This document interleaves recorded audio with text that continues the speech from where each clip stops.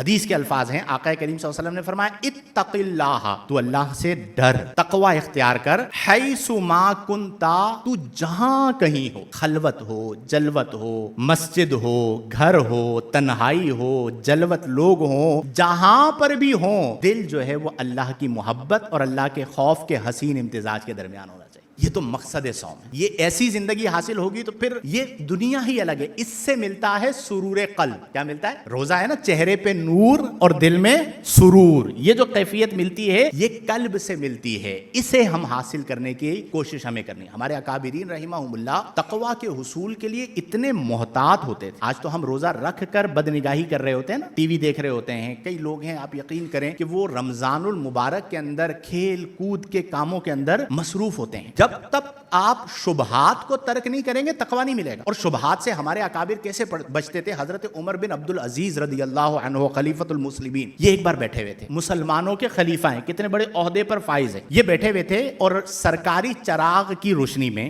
چونکہ خلیفہ ہیں تو سرکاری چراغ جل رہا تھا، اس کی روشنی میں بیٹھے ہوئے تھے۔ اتنے میں حضرت عمر بن عبد العزیز کا بیٹا آیا، سگا بیٹا آیا، اور بیٹے نے آ کر آپ سے خاندانی مسائل پر بات شروع کی۔ جیسے گھر کے مسائل ہوتے ہیں نا، بیٹے بات کرتے ہیں، تو آپ کے بیٹے نے خاندانی مسائل پر عمر بن عبد العزیز سے گفتگو شروع کی۔ تو حضرت عمر بن عبد العزیز رضی اللہ عنہ کا تقویٰ یہ دیکھیے کہ آپ نے فوراً چراغ بجھا دیا، فوراً چراغ بجھا دیا، اور بیٹے سے فرمایا کہ تمہیں اگر ذاتی بات کرنی ہے، خاندانی بات ذاتی بات ہے، اگر ذاتی بات کرنی ہے تو ذاتی چراغ جلاؤ، سرکاری چراغ میں ذاتی بات نہ کرو۔ یہ تھی وجہ عروج۔ آج جو ہم روتے ہیں نا اپنے حکمرانوں کو، تو آپ کے سامنے کرپشن کی داستانیں موجود ہوتی ہیں کہ وہ کس طرح لوگوں کا مال بے دریغ استعمال کرتے ہیں۔ یہ وہ لوگ تھے کہ جو چراغ کی روشنی بھی اپنے ذاتی کام کے لیے استعمال ہے۔ اب آپ بتائیے کہ عمر بن عبد العزیز کے بیٹے کی تربیت کیسی ہوگی؟ جب باپ کا کردار اتنا بلند ہے تو بیٹے کا کردار کتنا بلند ہوگا؟ یہ ہے عملی تربیت۔ ایک اور بزرگ رحمہ اللہ حضرت سفیان ثوری رحمۃ اللہ علیہ، بہت بڑے ولی گزرے ہیں، ان کے حوالے سے محدث بھی تھے، اپنے زمانے کے بہت بڑے محدث تھے۔ یہ کسی مجلس میں بیٹھے ہوئے تھے، مجلس لگی ہوتی ہے نا، وہاں پر بیٹھے ہوئے تھے اور کھانا چل رہا تھا۔ دوران کھانا سہیل بھائی ایک کھجور گری ہوئی نظر آئی، عبد القادر بھائی ایک کھجور گری ہوئی ہے، کھانا چل رہا ہے۔ اب تقوی کا عالم دیکھیں کہ وہ کھجور گری ہوئی ہے تو آپ اسے اٹھانے لگے۔ اب کھانا چل رہا ہے، کھجور گری ہوئی ہے تو بندہ کیا سمجھے گا؟ کھانے کے لیے کھجور لگائی گئی ہے اور کھجور نیچے گر گئی ہے تو کھجور کو اٹھا لے۔ اب آپ وہ کھجور اٹھانے لگے، اٹھاتے اٹھاتے آپ نے ہاتھ روک لیا۔ کھجور اٹھا رہے تھے،